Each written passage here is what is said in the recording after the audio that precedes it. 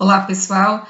Em aula, nós abordamos a escada pontiana quando começamos já a falar do negócio jurídico, né? Após apresentar o quadro geral da teoria dos atos e fatos jurídicos, nós abordamos já o negócio jurídico e é imprescindível que nós falemos de Pontes de Miranda, que idealizou essa escada chamada de escada pontiana justamente porque ele que viabilizou o estudo dessa forma dos negócios jurídicos para que compreendêssemos melhor a sua validade e eficácia dentro do nosso ordenamento jurídico, né?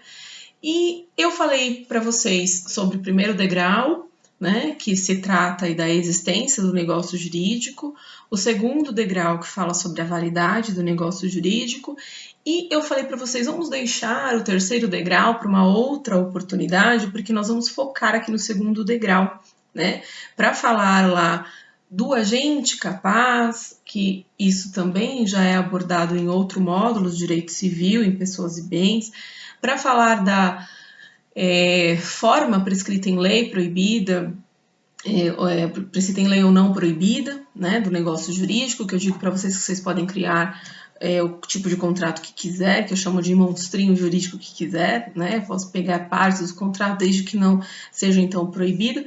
E falamos também do objeto, que tem que ser possível, determinado, determinável, lícito, né? Enfim. E passamos para a característica desse segundo degrau, que completa os elementos essenciais do negócio jurídico, que é a vontade livre, né? Que pode ser expressa ou tácita.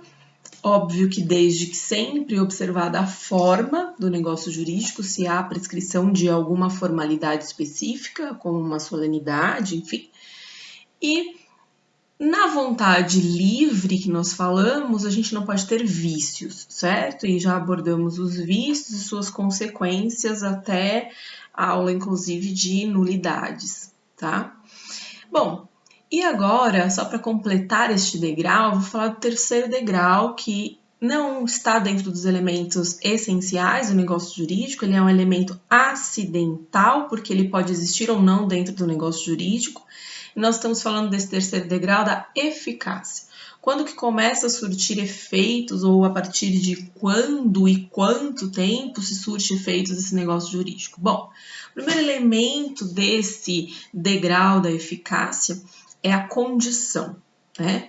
Então, nós estamos falando aqui de elementos que eu disse que podem ocorrer ou não dentro do negócio jurídico. O que isso quer dizer? Quer dizer que eu tenho elementos subordinantes ao negócio jurídico, futuros, porém, dentro dessas características da eficácia que nós vamos estudar, né, dessas subclassificações, além de ser futuros, o que eles mais possuem, inclusive, que os diferenciem? Bom, condição é um evento futuro e incerto. Eu não sei quando vai acontecer. O termo é um evento futuro, como eu já disse, e certo. Então, vamos começar pelo termo. O termo, eu tenho prazo. São eventos futuros ligados a datas. Se eu contar o tempo, eu sei quando que ele vai ocorrer ou quando que vai parar de ocorrer esse efeito, né? Inclusive, isso é importante, porque esses elementos subordinantes, eles podem ter esse futuro subordinado como cláusula resolutiva ou suspensiva. Quando eu digo que essa cláusula de eficácia ela é resolutiva, significa que ele começou a surtir efeito agora. Mas ele vai parar de surtir efeito num dado período, né? Depois de um dado tempo ou numa data específica, né? Então eu chamo essa forma de suspensão de resolutiva, tá? Agora, se eu tenho meu negócio jurídico com essa cláusula de efeito futuro e ele não começa a surtir efeito, ela é suspensiva, ok? Bom, então vamos lá. Com os exemplos vai ficar mais claro. Voltando aí ao termo. No termo, então, Ou eu tenho eventos ligados a datas, como eu estava falando, ou eu tenho o único fato certo da nossa vida. Qual é? A morte, né? Se a morte é o único fato certo da nossa vida, então ela é termo, tá? Então, morte e tudo que é ligado a prazos, tá? Eu tô falando de termo. Então, veja, se eu coloco assim, eu empresto a minha casa para o João até dezembro. Se eu contar de hoje a dezembro, eu tenho uma data certa, né? Então, são eventos que, quando eu digo que está ligado à data, é porque ele vai chegar. O tempo corre, não para de correr. O tempo não para, né? Então, se o tempo não para, eu consigo chegar a um dado termo. Então, se eu empresto até dezembro, significa que ele começou a surtir efeito agora, e em dezembro esse efeito se extingue, se resolve. Por isso que esse efeito é resolutivo, ok? Agora, quando eu digo que este termo ele é suspensivo, é porque eu fiz assim no meu negócio jurídico. Eu empresto o meu imóvel para o João quando chegar o Natal. Então, até chegar o Natal, não tem efeito nenhum. Ele só começa no Natal, ok? Então, ele está suspenso. O outro não, ele já começa e ele termina em dezembro, ok? Bom, vamos seguir. Na condição, acontece a mesma coisa. Eu posso ter condição resolutiva ou suspensiva. Só que lembra que eu disse, ela também é um evento futuro, mas ela é incerto. Então eu comecei pelo termo por quê? Porque termo é morte e prazo. Tudo que não é morte e prazo cai na condição, ok? Então veja, eu vou me casar em dezembro, tá? Então eu falo assim, olha, até o meu casamento eu lhe empresto minha casa. O casamento é evento certo ou incerto? É incerto.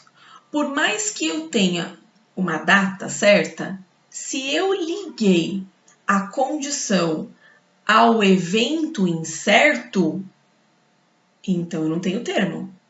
Lembra, se eu falasse eu empresto minha casa para você até dezembro, então nós temos um termo, data. Agora, se eu falo evento casamento, isso é incerto.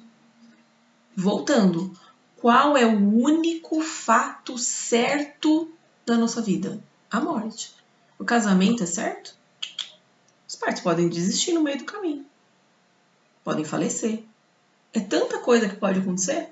Então, não tenho certeza no casamento, mesmo se está tudo certo, pago, tudo, não tenho certeza. O noivo pode fugir, a noiva pode fugir, ok? Então, esse é um exemplo, né? E lembra, da mesma forma da condição, né, do termo lá, suspensivo ou resolutivo, que a gente diz lá no termo dies a quem ou dies a quo, né? Aqui nós temos a condição suspensiva e resolutiva do mesmo jeito. Se eu disser eu empresto a minha casa para o João até o meu casamento, significa que já começou a surtir efeito. E quando chegar o meu casamento, extingue, resolve. Lembra que resolução é sinônimo de extinção, ok? Agora, se eu falar eu empresto a minha casa depois do meu casamento, então é suspensiva. Não tem efeito, só tem efeito se eu vier a me casar. Ok? Geralmente, a conjunção está ligada a se acontecer tal coisa, né? Eu sempre tenho esse prefixo aqui na minha cláusula, né? Ligado à condição. Se acontecer tal coisa, porque é evento futuro e incerto. Agora, no termo, eu tenho o quando. Quando chegar tal data é certo, ok? Eu espero que tenha ficado claro até aqui.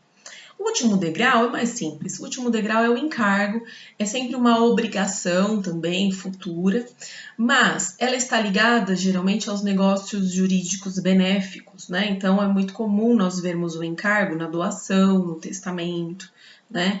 Então, se eu tenho uma doação com algum encargo, é porque eu estou doando um bem, mas a outra parte tem alguma obrigação.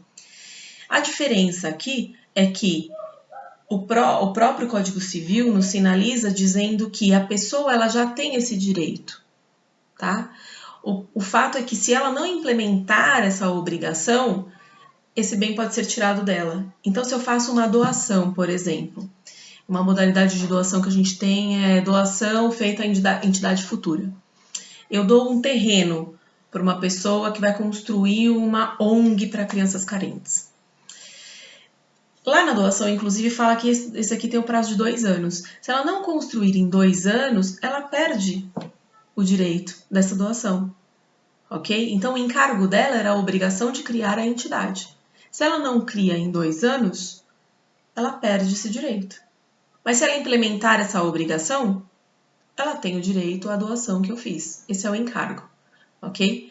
Eu espero que eu tenha conseguido ser clara. É lógico que em sala de aula, às vezes, surgem inúmeras dúvidas, a gente vai parando e tal, o tempo, né, o time é outro, mas, como eu já disse no vídeo anterior, a gente está fazendo todo o possível para continuar aí dando as aulas, não prejudicar o semestre acadêmico de vocês, e eventuais dúvidas podem enviar por e-mail, ok? Espero que tudo isso passe logo e nós estejamos aí presentes em sala de aula o quanto antes. Mas enquanto isso, vamos nos preservar, que é importante, ok? Um grande abraço.